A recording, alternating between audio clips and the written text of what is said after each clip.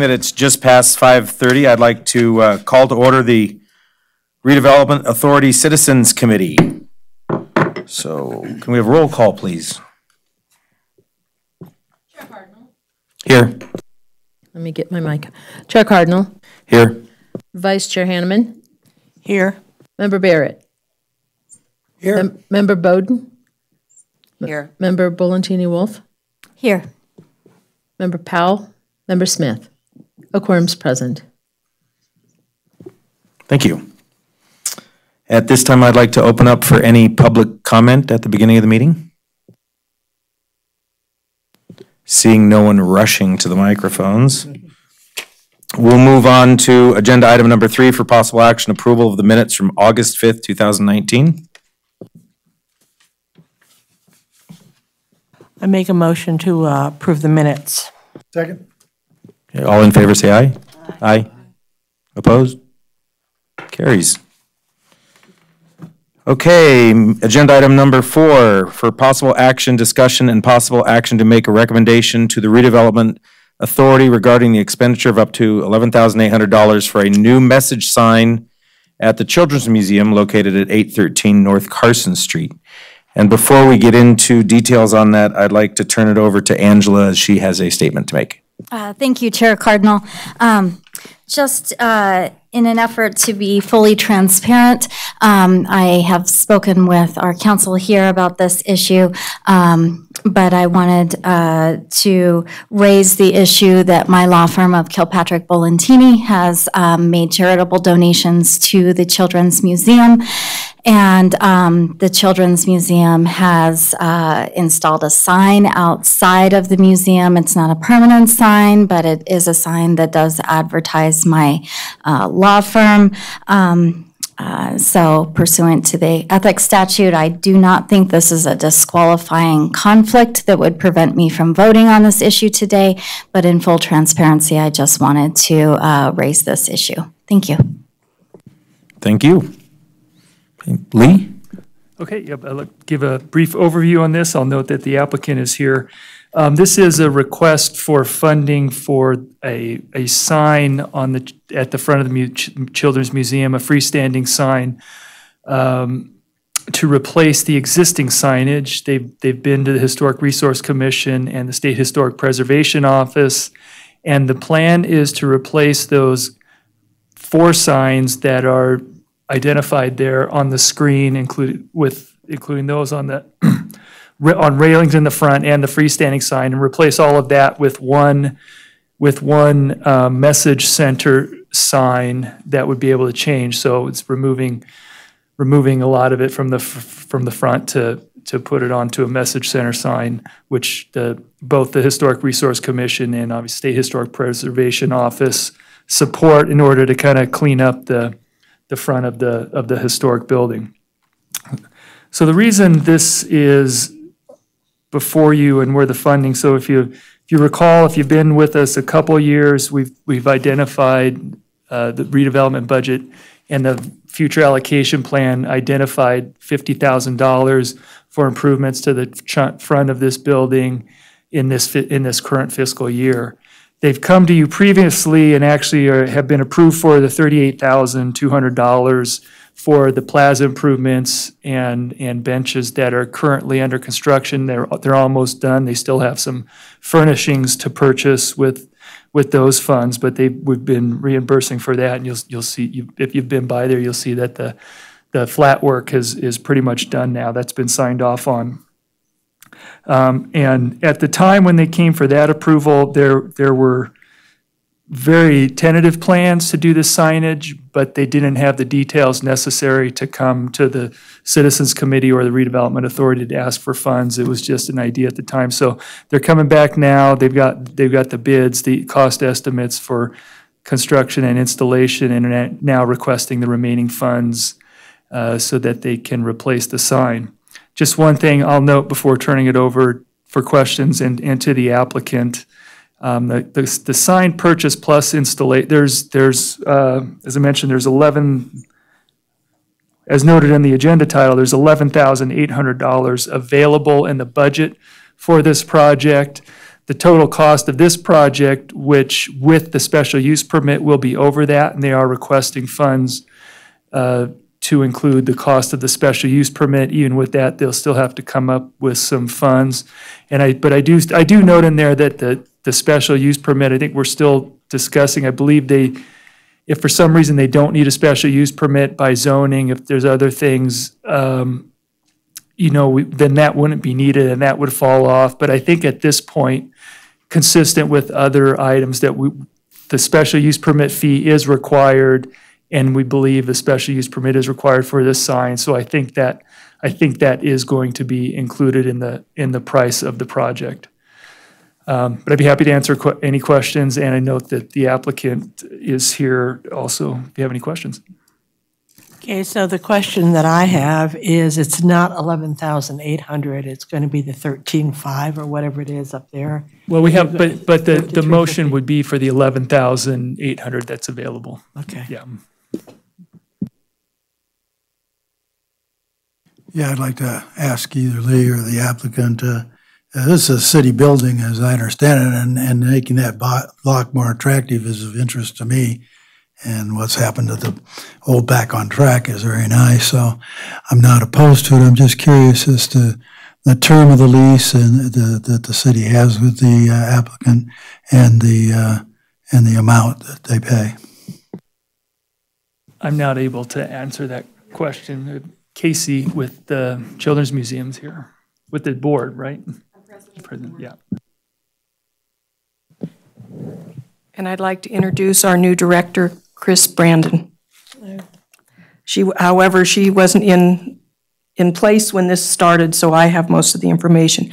Yes, we do have a $1 a year lease with the city, and it is up for, I think, in 2022 for renewal. But that's what we have. Thank you.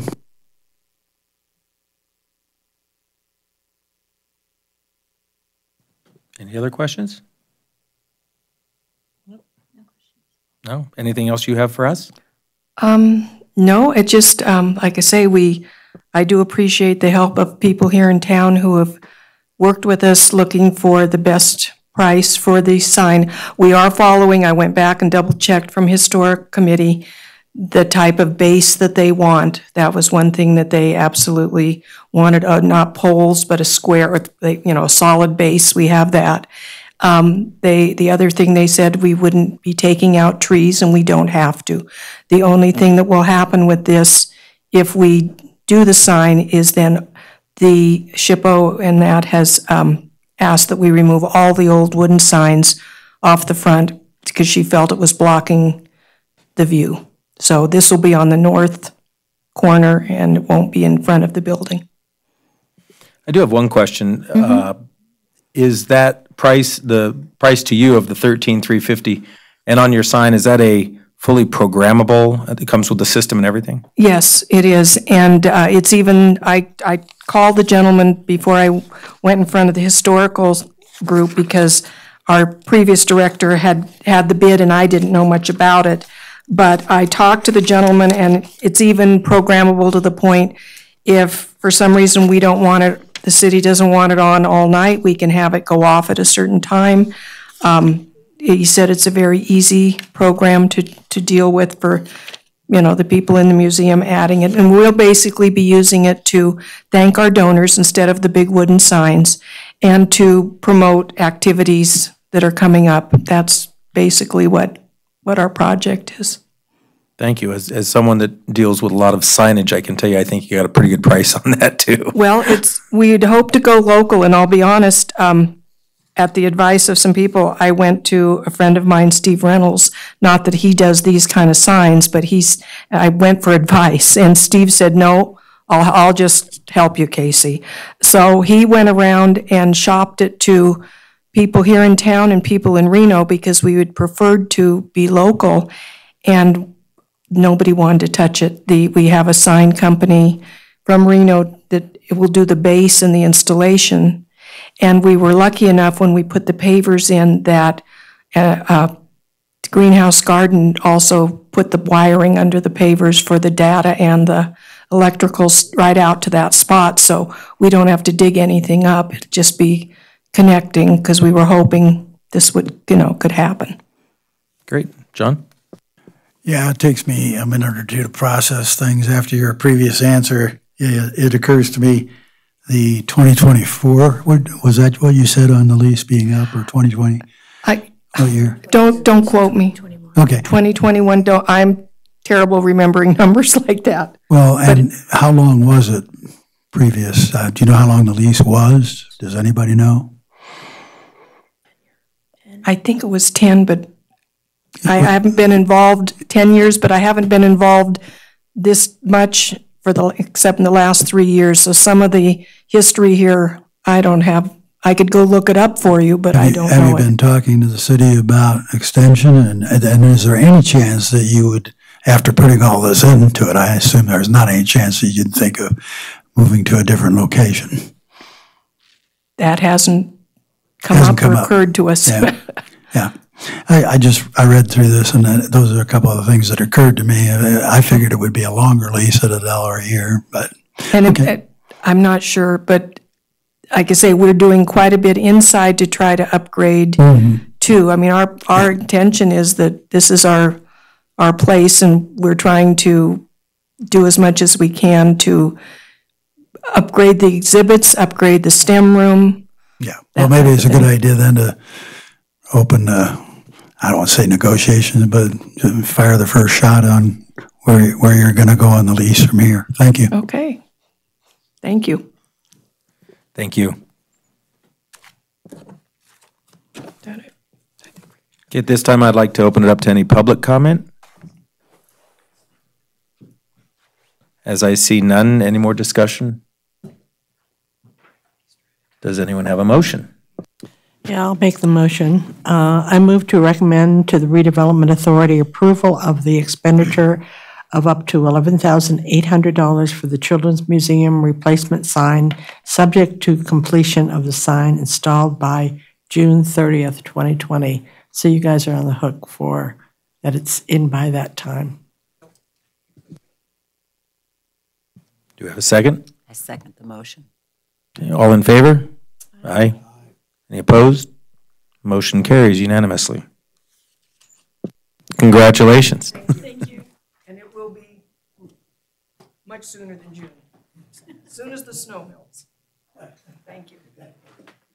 It's Carson. That could still be June.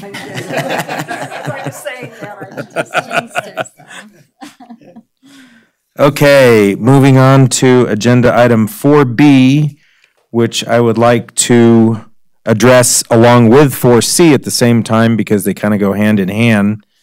We have the possible action discuss and possible action regarding the redevelopment discretionary funds budget allocating for fiscal year 2020 and fiscal year 2021, as well as the action to discuss and possible action regarding the expenditure of up to $450,000 in addition to the previously approved expenditures of $190,000 for total expenditure of $640,000 in fiscal year 2020 for the design and construction the 3rd Street parking lot rehabilitation project to include shade structures and other upgrades to accommodate special events.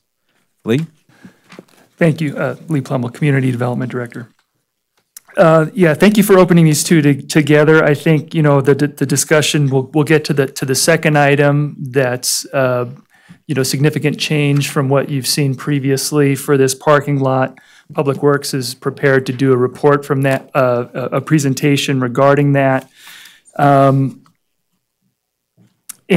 also the first item of just the general discussion and the update, you have the report attached with the update on all the projects that have been funded for this year. I think you have the update. Everything's generally moving forward in this year with plans to get things done in this fiscal year. If you have any questions, Public Works is here. You have a detailed report from Parks and Recreation.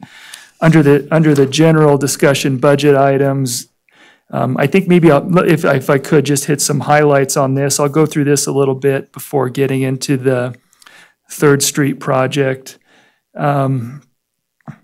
Just kind of going down the list here a little bit, we have that I just want to highlight a couple things. The facade improvement, so we've had $50,000 allocated in the facade improvement program for this year. We ended up because the Nolan Inn dropped out last year, that sold, they dropped off out of that facade improvement. So now that everything from last year rolled forward into undesignated for this current fiscal year.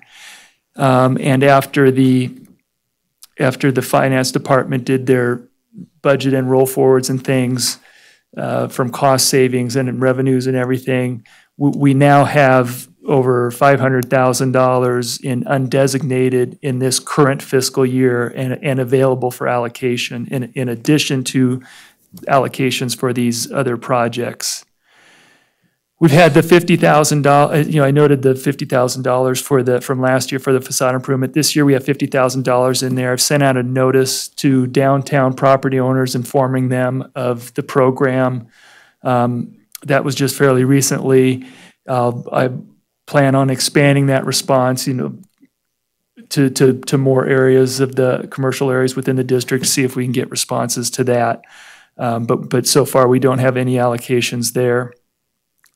The utility extension assistance program. So this line here, that's $20,000, and that's been a program we've been allocating money for, but really hasn't been utilized. That would be to help somebody bring water, sewer, other infrastructure to a building, to a property.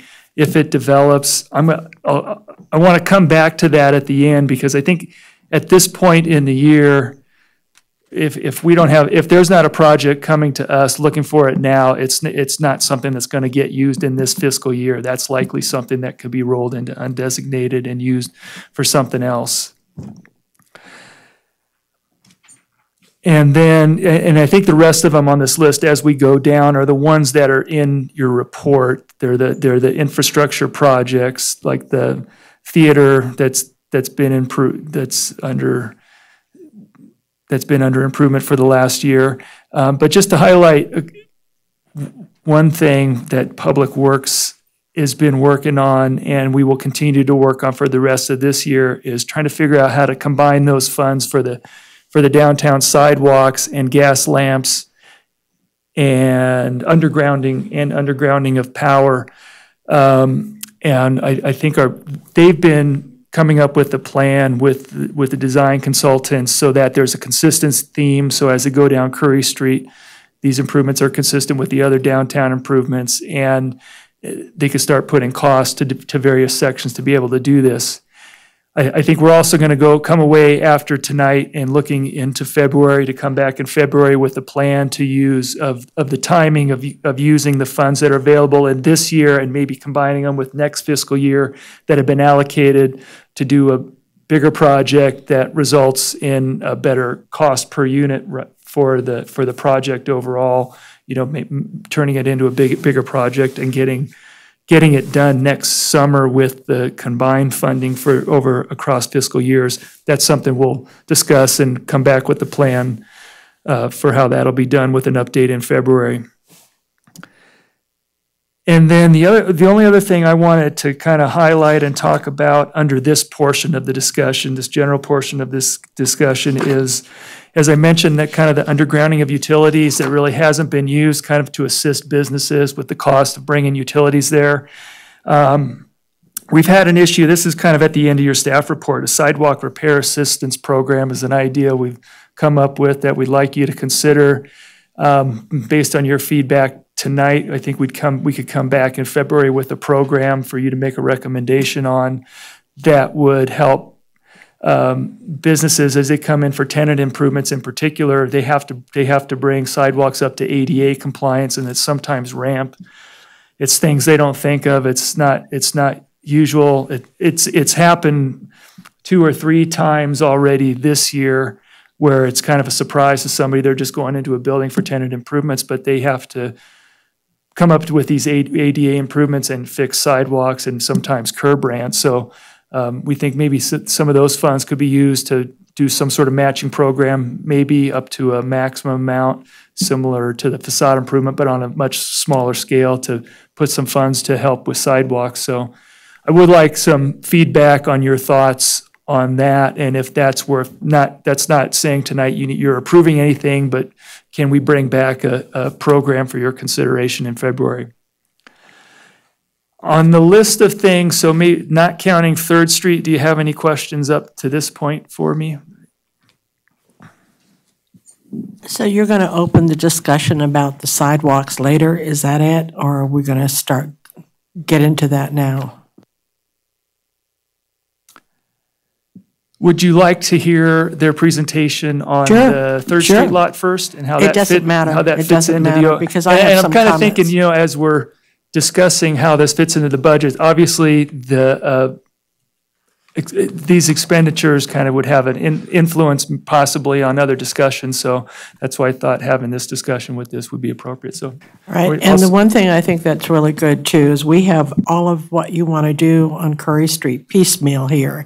It would be nice to see a full what you're going to do.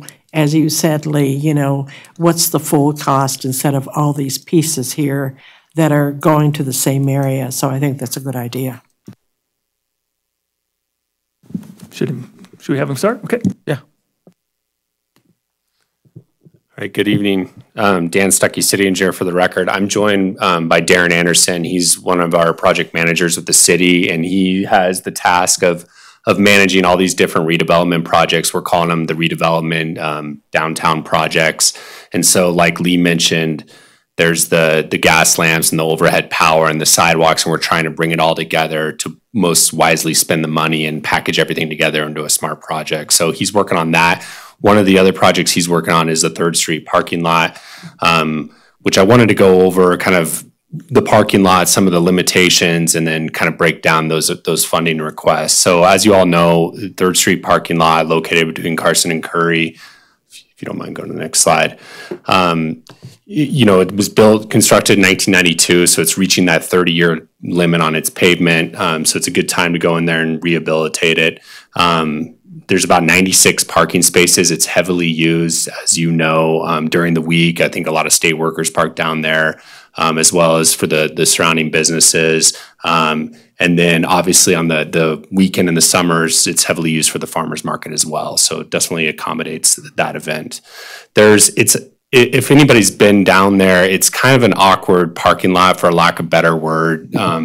There's about 8 different driveways to enter and exit the parking lot. 5 on Curry Street, 3 on Nevada Street side. And so essentially, and it's all one way. So if you enter on the Nevada side or on the Curry Street side and there's not a parking space, you basically have to exit back out onto a public street and come in another entrance and find a parking spot in that next row. So not great connectivity, not a great, efficient, functional parking lot, I guess. And then there's these planners. I've highlighted some of the planners there with the red circles. I'm not sure how well you can see that exhibit. This is the original construction plans. There's these awkward planners throughout the parking lot, which I think from parking in there, it makes it difficult, but also from a farmer's market event standpoint, these are also can be tripping hazards and just kind of make for not a great space. I did highlight with the 2 stars that I'll talk about a little bit later is there's, I found out Siberian elm trees, in case you're interested. Their roots have really expanded. These are not trees that do well in an urban environment typically because they're invasive, their roots expand and they damage the infrastructure surrounding it. So Lee, if you don't mind going to the next slide. Here's some pictures. Again, I'm not sure how well, they don't show up as well as when I'm viewing them on my computer, but you can see, we do have some failed pavement sections that I point out in the figure on the left, but then on the right, you can see some of these uplifting of the asphalt, and there's a lot of concrete curbing that's kind of crumbled off because of these roots. And you can see in the top right picture, that's one of those Siberian elm trees, and you can see the planter that it's in. There's really no space. It's not well designed to accommodate these trees. We did have an arborist come out and assess these trees as we got into the project, just to understand. I think the extent of the root damage was more than what we were anticipating coming into the project. They did an assessment. I mean, that's where I get the history. These trees usually last for about 50 years in an urban environment, so these are up against their life now. They're not in great shape. His recommendation was to remove the trees and plant with a tree that's more suitable for an urban environment that you can accommodate in the planter spaces that could be available out there. So that was the arborist recommendation. If you don't mind going to the next slide, Lee. So that kind of breaks down kind of where we are today. The original project scope was to come in, some of those failed pavement sections was to go rip out that pavement, put in new pavement and base in those sections, and then do some of those curbing that have failed, replace those curbs, do like a crack fill slurry seal over a good majority of the parking lot, and then restripe the parking lot. That was initial $190,000, of course, design time and construction management time, and that was all packaged in that $190,000. Since there's a lot of interest in this parking lot. I think probably a little bit overwhelming. There's been a lot of good feedback that we've received through our stakeholder engagement on this project. But obviously the trees, the condition of them, and kind of the recommendation from the arborist, as well as this, I think, desire not just from city staff, but farmers market and other people in the community wanting to make this more of a special events gathering place. I think you are all aware that we like to accommodate special events across the city. Often that no matter what size event, that often leads to closing of downtown streets, which is good for many events. Some events maybe there's a lot of resources and time that goes into closing streets. So this is a way that potentially we could shift the events down to this area, not have to close streets, and it could be a good gathering place for these special events. So that kind of all happened, as we've gotten further and deeper into this project. So I wanted to make you aware of that. So I'll just break down. I've got a couple more slides in detail on the parking lot configuration and the shade structures, but the tree removal and associated improvements, we estimate about $80,000. And that does seem high, but bigger trees, it's expensive. And then all the pavement around those trees basically has to be ripped out and excavated out and replaced. So that's where that somewhat large number comes from there. Event power, this was another big request that we had. I know currently the farmers market, it's not ideal. They run power from the corner and there's extension cords everywhere, and it's just not a great setup to accommodate event power. So there's about $50,000 to upgrade the power to accommodate that event power. That's electrical upgrades, trenching, backfill, all those associated costs. That's $50,000, including an electrical design engineer for that. And then parking lot reconfiguration, I'll get into that in a little more detail. Yeah, next slide. Thank you, Lee. So as I mentioned, the site, we wanted to look at a couple options of how, after feedback from not only the farmers market, but other stakeholders, is there possible to make this parking lot safer, more functional, more useful to the people that park there? So we looked about 3 or 4 different designs. Of course, we're trying to balance, we don't want to remove too many spaces because I know there's a demand for parking there. So this is kind of the alternative that we feel really cleans up the parking lot configuration. Hopefully you can see that all right. But basically we've eliminated, how I mentioned there's 8 different driveways. Now we're down to 4, 2 off of Nevada, 2 off of Curry. It makes for better circulation, safer in the parking lot. Once you get into the parking lot, you can stay within the parking lot to find your space. So again, a more functional parking lot. The net loss of spaces, there's about 6. And the reason is we lose some spaces in the interior, but then we gain on-street parking because we remove some of those driveways there. So there's about a net loss of 6. So not huge. There's still 89 spaces there to accommodate parking. And then we also have, depending on the direction you give us, but if we do have to remove some trees, there's still a lot of trees around the site that we'd be planning on keeping, but there's also some additional landscape island areas where you could plant some additional urban trees that would do well in that type of environment and provide shade as they grow into the future. Thanks. So that's the parking lot reconfiguration. That was about $160,000 request there. And that's new pavement, new reconstruction of the parking, because once you start reconfiguring, there's some grading, new islands, you're ripping out old islands, all of that together is about 160 is what we estimate. So now into, with the loss, if there was a loss of those 2 trees, and if we wanted to take pursue, and again, this is feedback that I received from some of the project stakeholders as far as, is there ways that we can investigate potential shade structures to have this serve as an event space in the future? And so we tried to lay out some options for you with some estimates of what they cost. We broke it out into kind of a phase 1 and phase 2. So you can see on each one of these exhibits, the yellow shading is the phase 1 proposal, and then phase 2, which could be a future year, is kind of where we propose like a phase 2 structure shade for shade. The first option, which is kind of the recommended option, and again, we're trying to balance something that's durable. We don't want our maintenance staff out there, every year replacing. We kind of threw out the whole shade structure, the fabric structure, because we didn't think those would hold up to our winters, or we'd take them down in the winter, but then we'd have to put them back up. And then over time, the sun breaks that down. And so we wanted something more permanent. This is the first option, which is the recommended option for balancing functionality with cost as well. And this is kind of an intermediate cost point. This was like a cantilever type structure. We haven't got, obviously we don't want to get deep into design, but we're trying to give you a couple of examples of what it could look like. And the nice thing about a cantilevered structure where you have these overhangs is you don't have a ton of different posts in the parking lot. So when cars are driving and trying to get in a parking space, they're not trying to dodge posts in the ground. So that's the nice thing about these from a functional standpoint.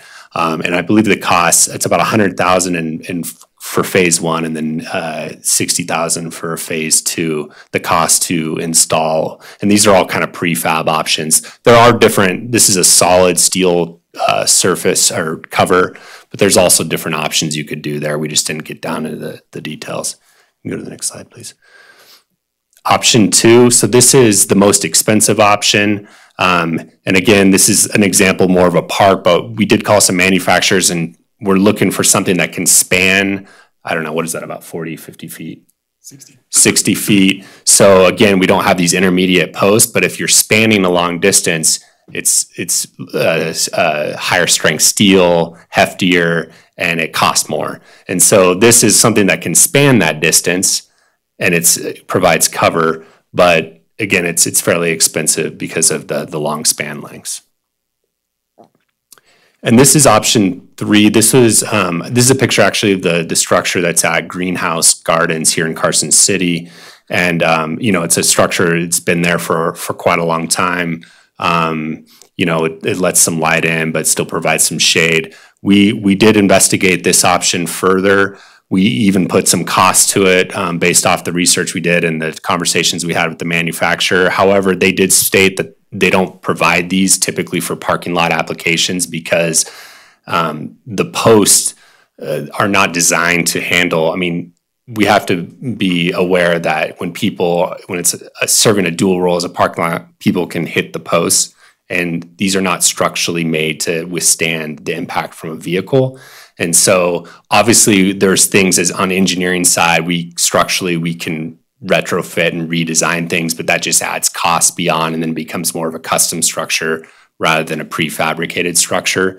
So that's why we didn't have, although this was slightly cheaper than the other options, we didn't have it as highly as ranked. So with that, I believe that, Lee, on the next slide, I think that's it. Yes, that's questions. I'd open up for questions. One thing I did want to talk about, construction timeline, where because of these additional kind of requests we've received from stakeholders, depending on what we implement, we've got some constraints with construction season because of the farmers market. So the farmers market does start in June, and then it goes through the end of September. And so we'd like to really get this done before June. I think we're already running in to where it's going to be very tight to get it done before June. It might even have to push in a little bit more into June. Obviously that's something we'd have discussions with the farmers market if that was going to happen. But it kind of depends obviously on what the final scope of the project would be as well. So I just wanted to put that out, that there are some constraints in this construction schedule. So with that, I'll open it up to any questions you may have. I'll start off. My first question, not really a question, more of a comment, is looking at those pictures, I would believe that you're going to have a harder time trying to do any special events in there when you have the covered parking, because you're not going to be able to allow the people to come in and use the various size tents or some of the mobile units that we see at the farmers market. So I think you're going to restrict yourself on special events by having the covered parking in there. So I just wondered if anybody brought that up yet. No, it's a good point. And we did talk about height.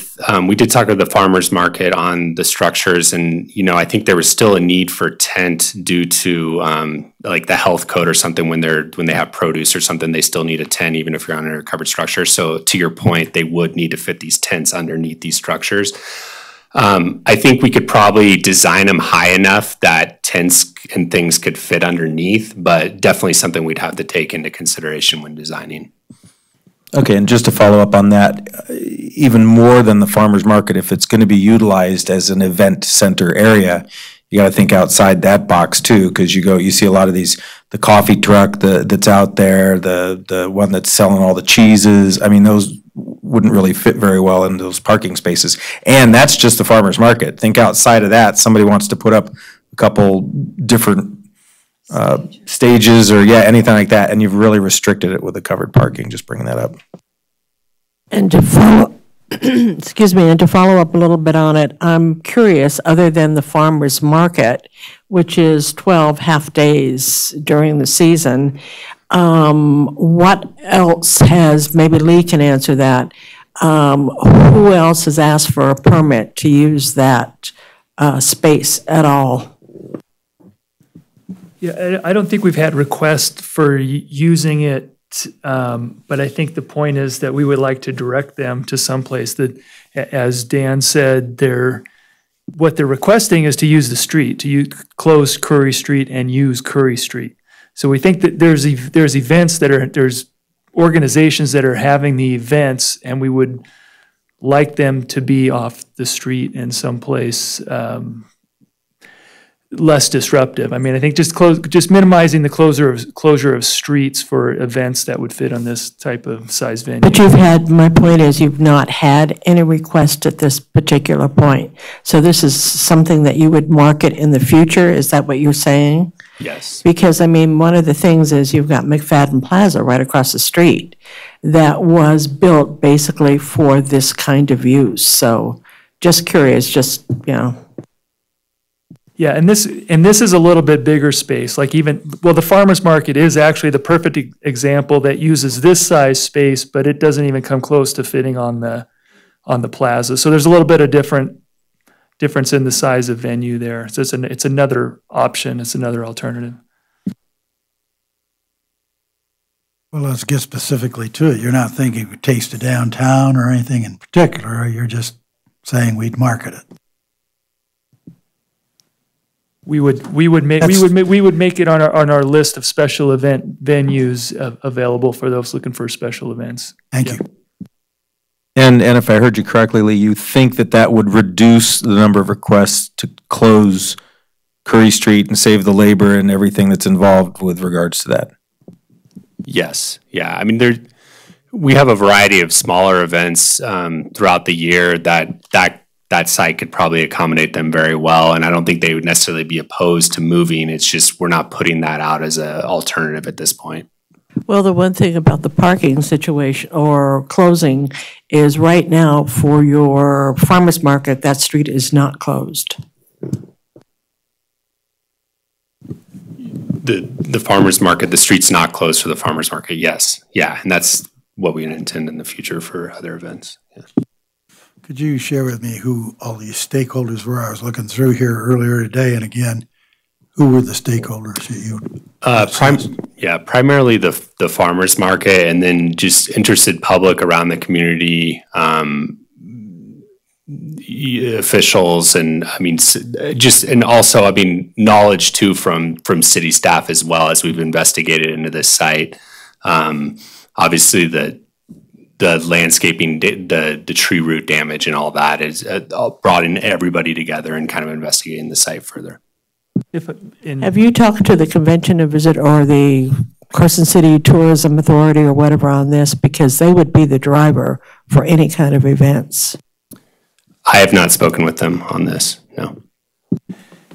And just back on the previous question about the shades, I just wanted to point out, I don't think you really mentioned it, but the shade structures were at the request, I think primarily from the farmer's market, because these large trees need to be removed. These large trees provide a pretty significant amount of shade on there, and I think there's a fear that it's not going to be a good place for events without shade structures. Whether that's true or not depends on what kind of event you're doing. I mean, you still put the tents up, but it's a nice shady area. So they've come up with alternatives to replace the shade, and whether or not that needs to be part of the project is something we need to consider. And I think that's a good part of this discussion. Just kind of dovetailing on what you're saying, Lee, is I wonder if there's different landscaping. You talked about putting in different landscaping, but maybe there's landscaping that can preserve the shade, at least in different areas, and just add to the aesthetics of it. I guess I would echo Court. It seems like the shade structure, while I understand the functionality of it, looks a little bit limiting, but just I know we're just kind of throwing out ideas, but if we were to go with some kind of shade structure, would it be possible to integrate some kind of solar power or some kind of dual functionality to the shade structure?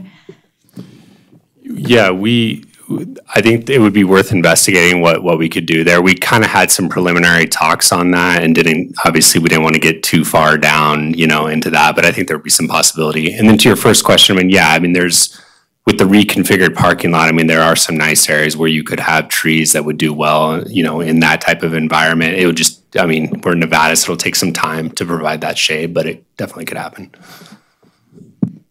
Just not to really beat this shade thing up, but in some of the different venues that I've gone to for different functions, there's also a relatively inexpensive option that you might want to look into, where you can put up high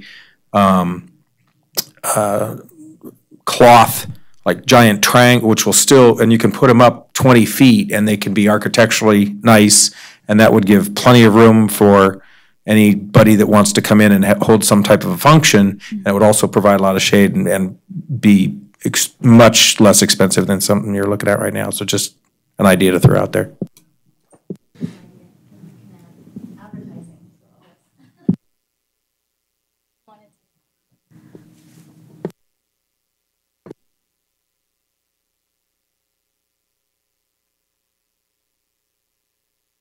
Sorry, perhaps snow removal, backhoes going in there, having to remove snow where it's not covered underneath the shade covers? Yeah, I think that's definitely something. I think it would essentially function the way it does today. So I think snow removal would be pretty similar to how it's done today. But yeah, that's a good point, for sure, something that needs to be considered.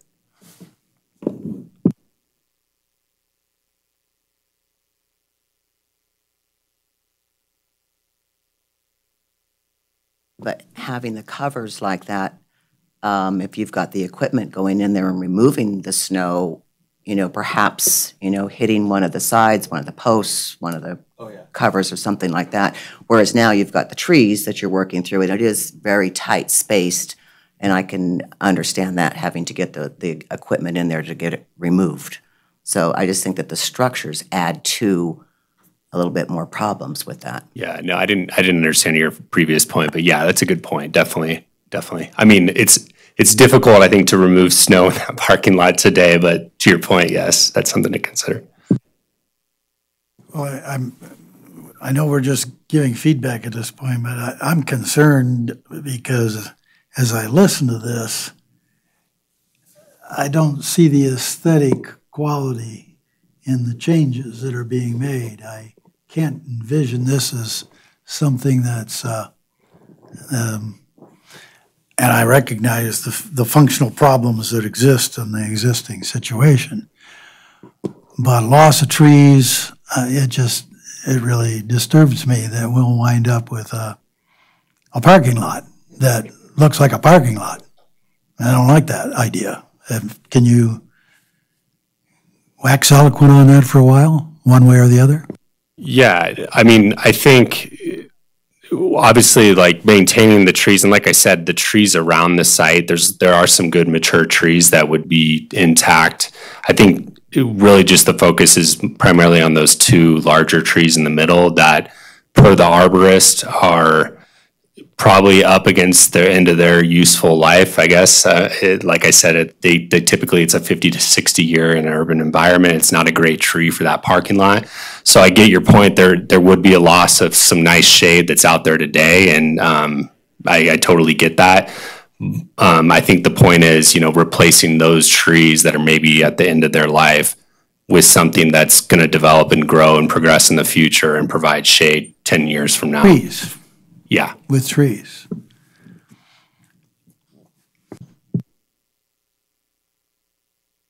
Anyway, the final thing I'd like to say is, depending on what the use is, it's nice to have something that's used in, multiple ways, but is it a parking lot or is it an event space? Or is it a parking lot that a few times a year turns into an event space? So that's all I'm saying. I mean, I think the goal would be to have it as that dual function as much as we could, but I definitely hear your point, yeah. Well, going back to the trees thing, you put them in, they won't be fully grown trees, I assume. So it would take a while for them to reach the point where they provided shade, or am I wrong? The trees that we would plant in some of those island areas, I mean, they would be typically like what you would see with the downtown projects, trees that are not, that have ways to grow. Yeah, okay. Well, I think, excuse me, I have a bit of a cold that I just can't seem to shake. I think, though, you are correct. You have to take those trees down, because I parked in there before, and to be able to, and to spend $190,000 to resurface and not take care of those trees that still have the bumps that you cannot park for. And I agree with you, John. It's really too bad. However, that has to be done. I mean, we sacrificed the whole downtown center with a lot of great trees and plantings, and it had to be done. It just has to be done. I don't disagree with that. I'm just trying to preserve the character of the place, and these canopies don't work for me, but it seems like well, there were a lot of people who were upset with the median too being gone. So, that changed. It happened, and it did. So I think your point, though, Court, about whether it's a parking lot or event center, we have quite a few of event places now that are sort of underutilized. I know it's not in the downtown area, but the Marv Texera Pavilion could be utilized, and the farmers market used to be there before it became downtown. So, you've got to do what you've got to do. So $640,000 is a lot of money, I think, for something that we don't know whether it's going to be used, except for 12 half days a month. Lee? Yeah, I was just going to note that in terms of the shade structure, and I think even they pointed out to me that doesn't have to be done this year. That could be, you could evaluate the situation and see if a shade structure is needed. They could look at other alternatives later. I think, with the recommendation, you're going to have to decide and if you look at, I tried to break it down after talking with them on page 2 of the staff reports. Kind of there's the, as he called it, the a la carte menu of the basic one, and you got to add the tree removal, and then if you want to do the electrical grades and the parking lot reconfiguration, increases the price. So I think at what you're ultimately going to need to make a motion on is to what improvements you're going to make a recommendation for funding this year. Well, I think everybody's walking down the same bit of a path, and that's, you have to repave it. You have to get rid of the mature trees that are at the end of their life cycle anyway and destroying, we've all seen that in our whole life where, the roots of trees are going to uproot sidewalks and various things. So as long as they're being replaced and it's still staying in that beautification side of it, I think that everybody's pretty much on board with that. I think it's these mechanical shade structures which take away from the beauty of it and maybe prohibit some of the potential for different events at this point. I have another question to the electrical upgrades. You're going to be doing a lot of Curry Street anyway, and the light poles that are going to be there, are you going to be upgrading? Are you going to be putting electrical in that? There will be some electrical upgrades with the new street lights, and some upgrades that they'll do with that as well. You're correct on that. Do you want to answer that?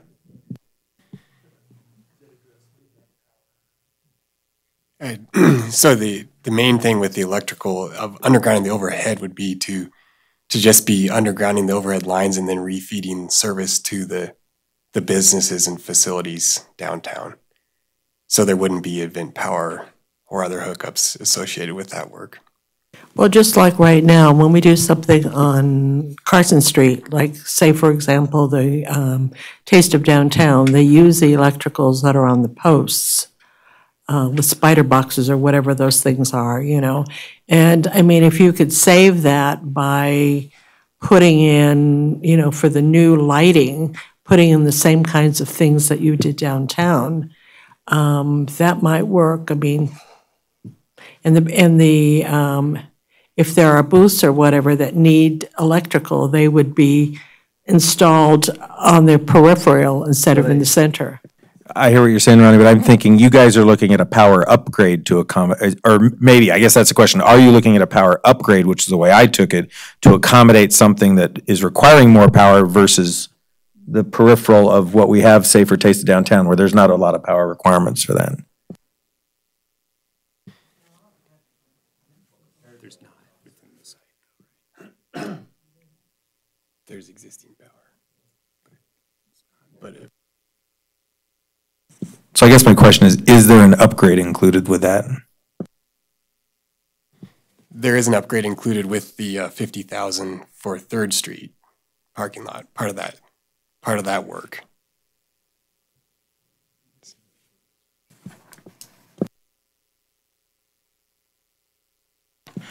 So when I look at parking lot reconfiguration, is that just the re-landscaping, because you've got the resurfacing, the tree removal, so is that the planting of the extra trees, the changing of the planters, the cutting off of the extra exits, that's all inclusive in that?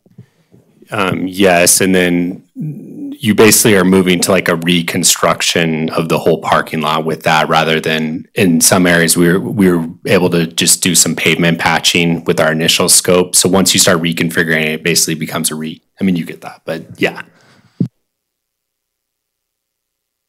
Okay, so Lee, I guess I'm asking you, are we looking at this specifically today for a motion on any or all, or, okay, just checking. So I'll just start by saying, we know it needs to be done, like I said before. We know the trees need to come out and some trees need to go in and all that. And I personally, I'm fine with 190, I'm fine with the 80, I'm fine with 160, I'm iffy on the 50, depending on where that electrical comes from, and I'm an absolute no on any shade structures at this point. So I don't know if you guys want to weigh in on where you feel. I would agree with you, Court.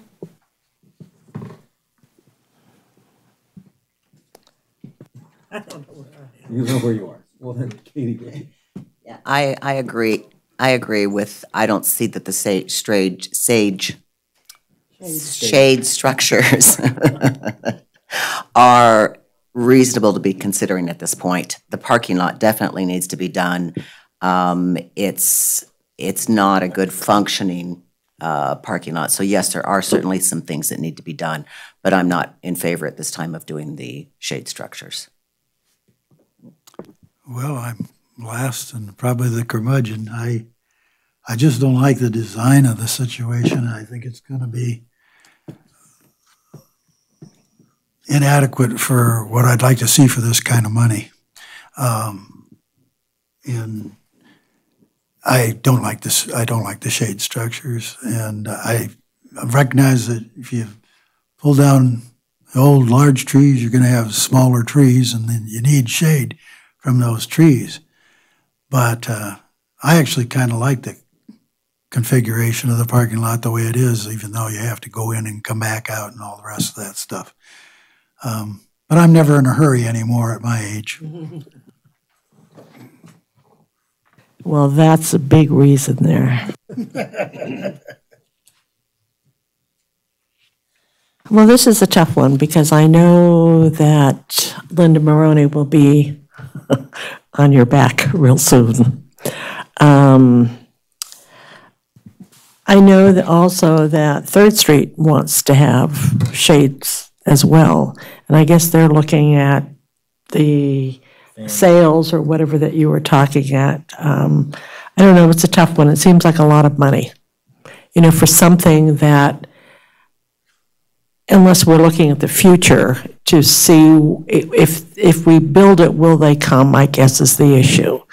Right now, I mean, there's a lot of events downtown in the summer, and Carson Street is closed, and, you know, I don't know. I don't know whether there's a need for this or not. So if we're not looking at this with regards to any events and we're looking at it as just resurfacing a city parking lot with tree removal, whose purview does that fall under then? Does that get out of our purview and just go back? Yeah. Well, I think for the tree removal, they need the additional funds. So I have a suggestion of how you might be able to do this to make a recommendation to the Board of Supervisors is to, if you're in unanimous decision, for example, to approve the funding, additional funding for the tree removal, take a motion on that. You could take a motion on these separately, and we'll forward the recommendations that way. Because I know you do have different opinions on them. Okay, so we have to move, okay, so that answers my question. So my question would be to Ronnie on, when I hear you speak, it sounds like you don't want any of this to happen. So. No, definitely not. That has to be, there's many times I've been in that parking lot, and there's, no, not only Trip, but there's a big truck behind me and I can never get out. I don't know how to get out of that parking lot, you know. But I think, though, that we have the resurfacing only that we've already approved. We definitely need the tree removal. And I don't know why we would not do the parking lot reconfiguration at the same time, because it doesn't make sense to go back. So you've got that 160,000. So I guess I would recommend the 160 plus the 80 plus the 190, because that would give you the full parking lot. And then in the future, if you need to do electrical upgrades, I mean, you're going to have your light poles there anyway. And as far as shade structure, you know, that's 200 and some odd thousand, 210,000 that can come off of that. But I think you need the 190, the 80, and the 160. Okay, so you're right with this. You're the same spot we are. Yeah. Did we ask that question if there is a budgetary, from an engineering standpoint, if we wanted the power upgrades, it makes the best sense to install it while you're resurfacing, right? Absolutely. And just, I wanted to clarify their question on the electrical. So essentially, yes, if like with downtown, there's electrical like event power that you can pull from the corners, but you're pulling from the corners. I think here the electrical upgrades were to bring it. There's some light poles in the interior right now. If we reconfigured the parking lot, they would probably shift, but it's to bring that power capacity to those light poles so you can pull from the interior of the parking lot. So that's what those electrical upgrades, does that help explain it better? We didn't do a very good job before, and I just wanted, so it's an upgrade, but it's also giving it more accessible from the interior of the parking lot rather than pulling from the surrounding areas, if that makes sense.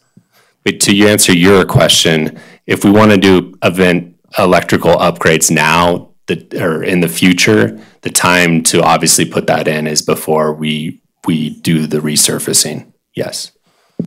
That does clarify it a lot for me. Because if we are looking at that for as an event area, I can tell you as someone who holds large events, where that power comes in is very crucial.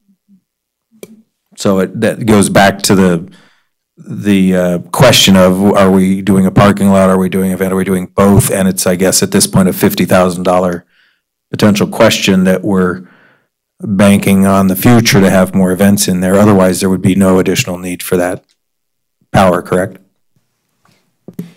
I mean, besides the farmer's market, but other than that, yeah, yes.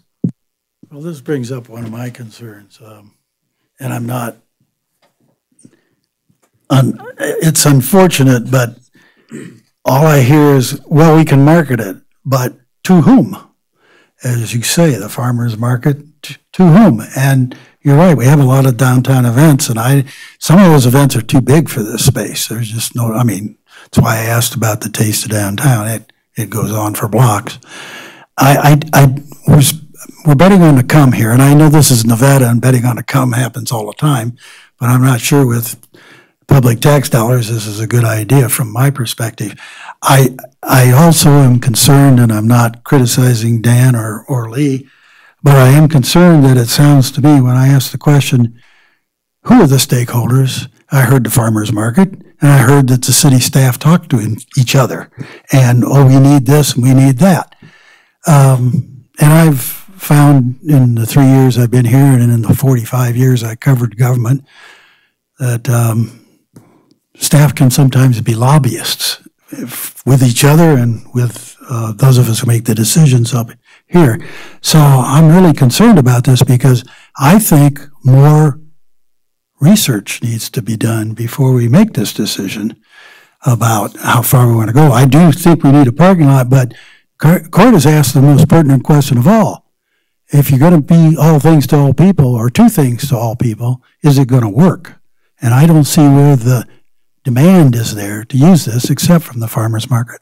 Well, and one thing, you know, we're talking about concerts. You've got the Brewery Arts Center that's really takes, you know, a lot of that, and they don't seem to have electrical problems or anything in that makeshift parking lot that they have. So, I mean, there are a lot of venues for events in the downtown, so I don't know. I'd just like to make a comment. What we're doing here is investing in the future of that particular area. And I think while I agree that we don't have a itemized set of potential uses for that space while we're making an investment in the future of that space, I don't know that we necessarily need to articulate it. Now, if we in looking at the different budgetary expenditures, I don't see $50,000 for an electrical upgrade to be a waste of money or a waste of RAC money if we're investing in this space to be an additional space that we can utilize. I've got a question. How long ago did the farmer's market move from Mills Park to where it is? And what precludes them from moving back to Mills Park versus where they are right now? I mean, just a layman question on it. Well, if we've been too obtuse about the use of this, I'll be clear, the farmer's market is certainly the biggest user of this. For 4 months, every Saturday of the year, they will use the event power and the parking lot for events. So that's by far the biggest user of this space. Certainly it would be available for others. As to when they moved, I've been, boy, I just have to, I'm not sure of the date. I'm thinking 14, 15 years ago. It's been about that, and they moved over there. And I think, frankly, we want the farmers market. I think we, the businesses, those downtown, want the farmers market downtown. It's a good attraction. It gets people down there again. It's why they moved from the pavilion to start with. It's a good farmers market and would probably be successful there, but we want it downtown. I think people come to it in part because it is downtown. But just to clarify, the Mills Park Farmers Market was not the same as this farmer. And there was another farmer's market that was not this on one more Telegraph. recently. So that was operated by somebody else. And then when Tammy Westergaard was here, that her whole thing was to, get downtown or whatever it is. And it was her goal and objective to bring that downtown. And that's when the city started funding that. So it was to bring and because of bringing it downtown, the other one closed because there's just not enough people here for the two. So it was really not a moving, it was a new project at the time. Okay, but so the one question, I guess, is I'm not questioning whether we want it downtown. I'm questioning as moving forward, we're looking at the future, we're investing in the future. Carson's becoming more and more popular. We've got more stuff going on here. We have more housing coming in. We're getting bigger. What's the, like his question earlier, the dollar rent a year, how long is the contract? Do we know what's our confidence level that this farmer's market doesn't go, hey, we want to get a little bit bigger and we want to be in a covered spot and there's a perfect area over here to do it versus them retaining or staying where they are, maintaining their spot in downtown. It has nothing to do with Carson. It has to do with the entity that's using it. If we drop $50,000 in it and 2 years later they go, hey, we want to make this half again bigger and we can't accommodate it down there and they move. I'm just saying, once again, we're looking at one client that we're talking about 50 grand for. So they talk, so redevelopment is in close coordination, supports the farmers market. I know they don't want to move there now. They definitely in the short term want to stay downtown. I don't think any of us can predict what they do, but the farmers market's now being passed on to the next generation of Linda Maroney that's running it now. So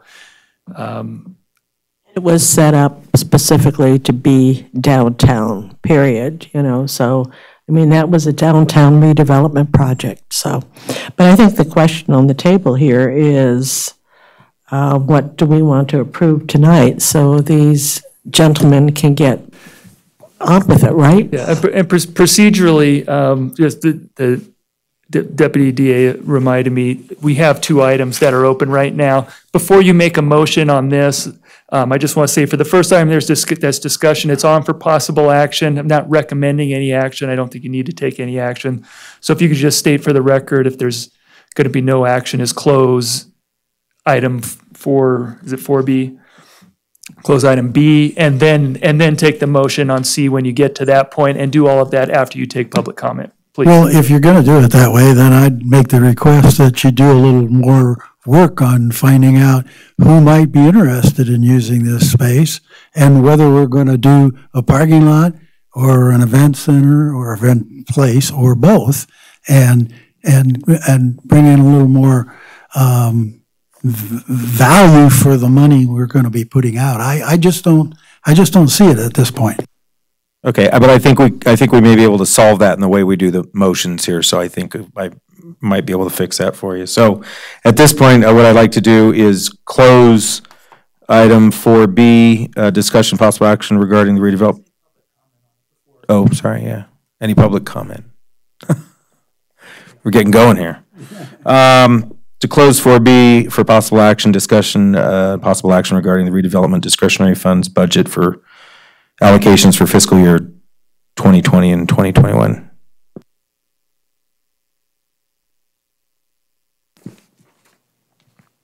Okay, so moving on back to 4C, I would maybe recommend going this route where we all seem to be in the same place. No, we don't. Well, okay, most of us are in the same place on several of the items, which are the fact it needs to be, now I lost my sheet, needs to be resurfaced for $190,000. We need to take out old dead trees and plant new trees for $80,000, and the parking lot reconfiguration for $160,000, which I know that you may have some issues with on that one, but I think everybody agrees the shade structures are out. And what I would do is maybe see if we can bring back the 50,000 for electrical upgrades in the future and kind of do what he recommended with regards to having a more sound platform on why we need that $50,000 for more than maybe just the farmer's market.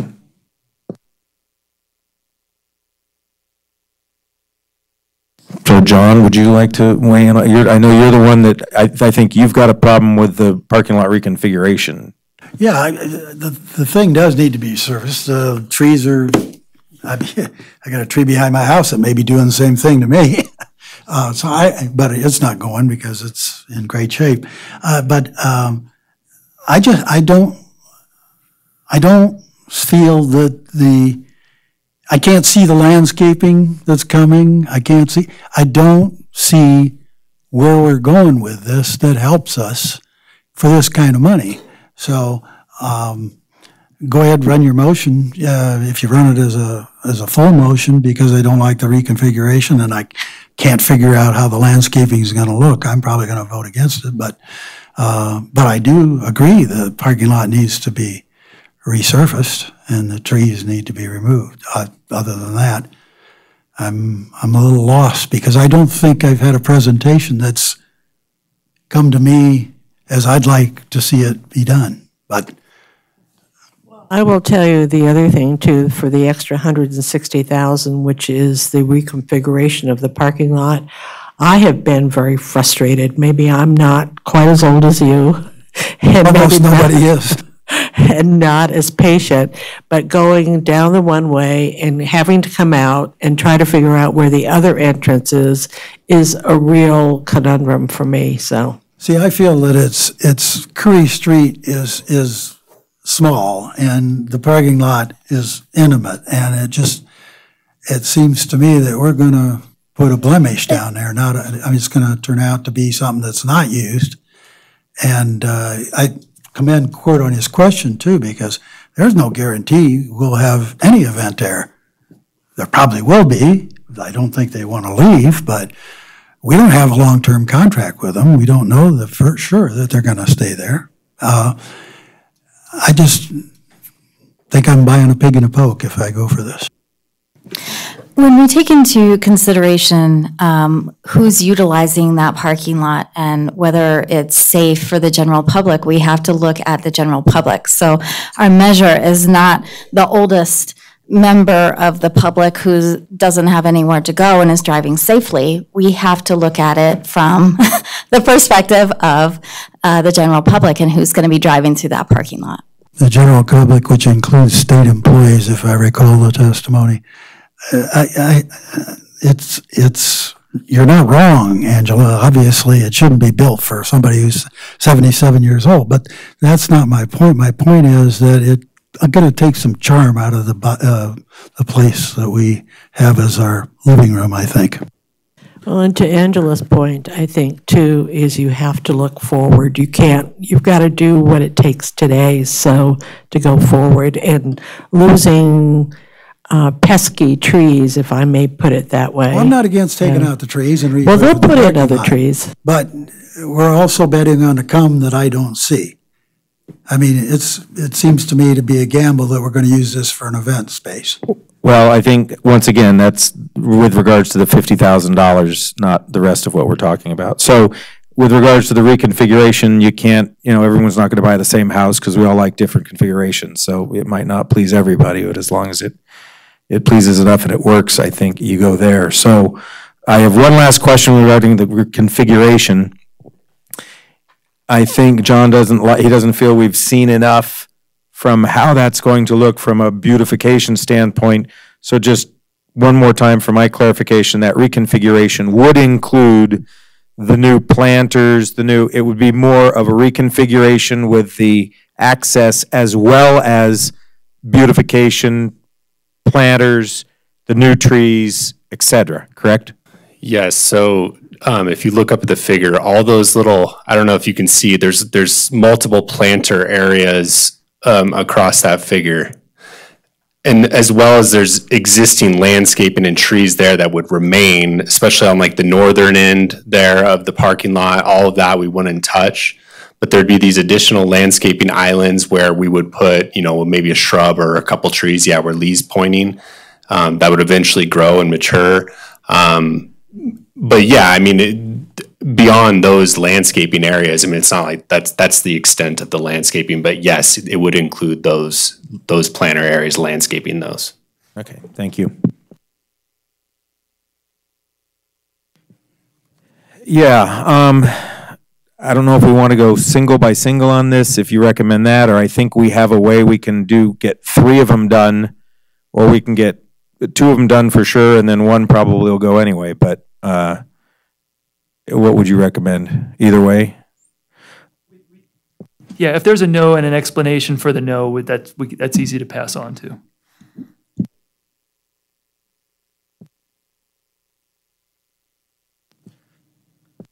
No, if it's just one motion on everything, if someone votes no and they explain why they voted no, that's fine as to which aspect. So are you saying take them all 3 as one item or 3 separate items? Oh, my answer was I don't have a preference. Okay. So let's just move forward and say, if someone would like to make a motion potentially with the approval of the funding of the resurfacing, the approval of the tree removal, and the reconfiguration of the parking lot, with the exclusion of the shaded tree structure, or the shaded structures 1 and 2, and the electrical upgrade, with a provision that the electrical upgrade can be revisited in the future after maybe we have some more information to base our decision on at that time. So moved. No, we got to make the motion. I was just bringing up the style of motion we were going to do. I move to make a motion to approve the resurfacing of the parking lot reconfiguration, the tree removal, and with the caveat looking forward to relook at the electrical upgrades as that information is provided to us, excluding the shade trees, the shade structures. I'll second the motion. Okay. All in favor? Aye. Aye. All opposed? I'll vote no. I'm for the resurfacing and I'm for the removal of the trees, but I do not like the way it is reconfigured. So I'm voting no for that reason.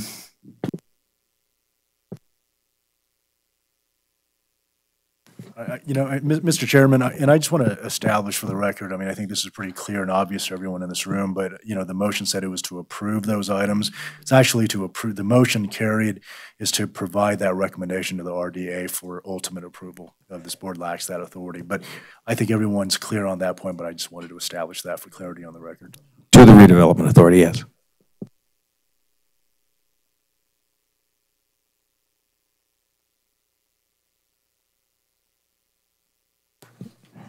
Okay, agenda item 4D for discussion only regarding the state laws related to amending redevelopment plan.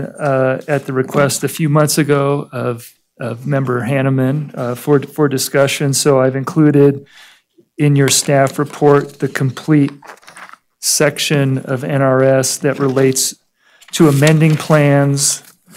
I've also included the maps showing what portions, and let's see, did I put that on? Let me see if I have the maps on my presentation. Oh, yes, okay. And in your staff report is the maps detailing the redevelopment areas as they currently exist. We have 2 redevelopment areas. Area 1 is referred to as the downtown area, and it includes the downtown, but it also includes the Costco parcel to the far south. And then we have redevelopment area 2 that was established in 2004, which is the South Carson Street area, but it also includes, not shown up there, but in the maps in your packet, the former Kmart property to the north. Some interesting points I found. You can add, you can't remove. Once you put something in the redevelopment area, you can't remove it till the end of the districts. We've both areas have had amendments. Again, the Costco was added, and then after redevelopment area 2 was established, South Carson Street, Kmart was added to that one. So that's just a general introduction. I'm happy to try to answer questions, but I think this is on the agenda to offer you a chance to have discussion about it. Thank you very much, Lee. Yes, and I was the one that requested this because nobody seemed to fully understand where redevelopment, can go, or you can take things out or whatever. So thank you for this. I was surprised that we can never take anything out of redevelopment. So that was, and we don't want to put the rest of the city in redevelopment. Another reason that I had requested this is I also wanted to see whether or not we can do one-time grants out of the redevelopment money for those who are not in the redevelopment area. And by that, I mean the Nevada State Prison, because I feel very strongly that that will help the redevelopment area, because it's adjacent to both the north and the south. I think this would be a good body to be able to give some money that they can match to open the prison, hopefully in 2020. It makes a nice ring, the prison opening in 2020. So that is the reason I think I asked for this at the time. So one of the reasons. So before, to answer the question, but without getting into the discussion, because I think you might have an application to consider regarding that, there is not a legal requirement that money only be spent in the district. There's some verbiage, and I don't have it in front of me now, but it basically says that you can spend it on anything in furtherance, any expenditure related to the plan. So the plan is the document. You have objectives, and you can make expenditures related to that plan as long as it's approved by a supermajority, 2/3 vote of our Board of Supervisors, which is 4 out of 5 members. So it's going to be, and if you get an application for that and you make a recommendation, ultimately the board, it's going to be looking at it and just reasonably finding that it meets the objectives of one of the plans. I just wanted to make sure that if we do get this application, and I see some people from the Prison Preservation Society here today, that they are not going to be hitting a block wall, that there is an open door for some possible funding for this. Yeah, I process applications, so if we get an application, it's going to be up to this committee to make a recommendation and the Redevelopment Authority to decide on the funding.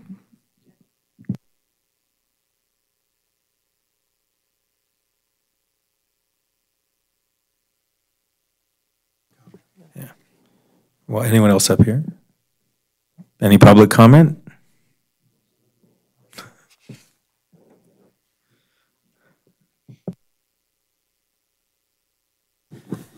Good evening, Mr. Chair. Thank you for this opportunity. Maurice White with the Nevada State Prison Preservation Society. I'm currently the vice chairman and chairman of the maintenance committee for the Nevada State Prison. Funding is very much an issue, and we would appreciate any help that we could receive.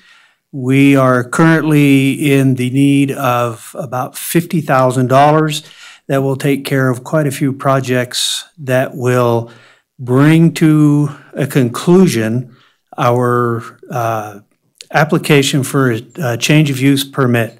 Those projects mostly deal with ADA upgrades to a building that is very difficult to make it disability accessible. We're also going to be working on some projects, virtual reality experiences there at the facility for the areas that simply will not be able to have an ADA upgrades specifically to the death chamber area.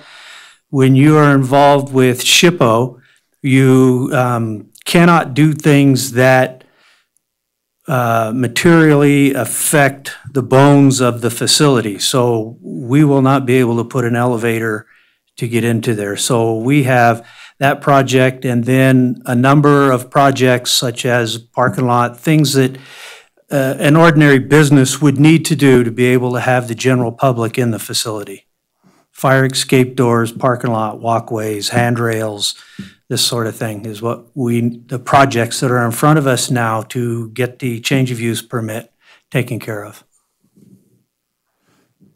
Thanks, Maurice. I Thank think that based on the information that we were given tonight, if something was to be brought before us, we would be able to hear it and discuss it and take it under advisement. Thank you. Thank you.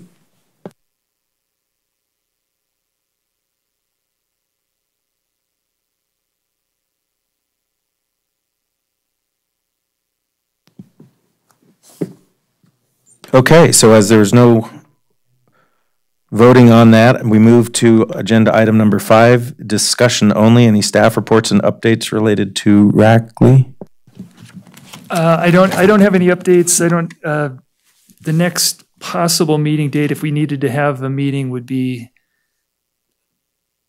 I think it was beginning of January, the week after New Year's, the Monday after New Year's. I don't anticipate having anything for that, which brings us to February, so it's only 2 months from now. Would be the regular meeting at which you consider your recommendations for the next year's budget. So, and we will bring back with Public Works, kind of the comprehensive plan for combining the undergrounding sidewalks and street lamps over for next summer. And I kind of anticipate getting an application for this for your consideration. And I think there was another new one that we might get. So, but yeah, those that are asking questions about funding, they're getting our new application that for the infrastructure. I mean, so far they're all projects that involve public properties or kind of nonprofits or other leases. It's not, we still don't have we're still not doing the private business interior. We have the facade improvement program still in place. So if people are asking about that, but there's not the redevelopment program that used to pay for interior improvements is no longer in place. But these types of things that are public buildings and for our we'll still consider and bringing them forward for your consideration. Okay, thank you. Any RAC member reports of anything? Yes, we have a RAC project going on Friday night. Weather, God, is driving me nuts. But anyway, the kids will be singing on the Capitol steps. We'll get umbrellas or whatever we have to do for them. The governor and the first lady will be there, and this will be their first time ever, so we're pretty excited about that. So the event starts actually at 4:30, and the horses and carriages will be there, rain or shine or snow or whatever it's going to do. And the show will go on. We've had to cancel some of the parts on McFadden Plaza because it is pretty certain that there is going to be inclement weather. So we've sort of had to narrow it down somewhat. But the show will go on Friday night, starting at 4:30, and the kids singing at 5:30. Thanks, Ronnie. I would like to say to my colleagues and anyone who else is listening that my curmudgeon-like approach on this is that I've seen projects. It is on. I'll get closer to it if you want me to. It had to do with I would like the landscaping to be as good as possible on this thing, and I'm trying to prod, but I'm not really opposed to that project. And I really don't like the way they're just painting the lines in there, and yet we're losing 6 spaces. I think you can do a better job. unfortunately, cars are bigger than mine, and so they have to paint them wide apart these days. But my goal is to see that space still beautiful, and I'm not sure when, and I'm not trashing engineers, but when people are talking to each other about the problems of, oh, we got to fix this and we got to fix that on the trees, I sometimes think that part of it gets lost. So that's one of the things I was prodding for. So thank you for listening. Well, hopefully those 6 lost parking places go to better landscaping. Okay, so agenda item number 7 for possible action adjournment. Do I have a motion to adjourn? Actually, we need final public comment. Sorry, we do. I've been skipping stuff all night. Any other final public comment from our 2 audience members? Not seeing any final public comment, move on to agenda item number 7 for possible action adjournment. Do I hear a motion to adjourn? I'm making a motion to adjourn. A second? Second. All in favor? Aye. We are adjourned. Thank you.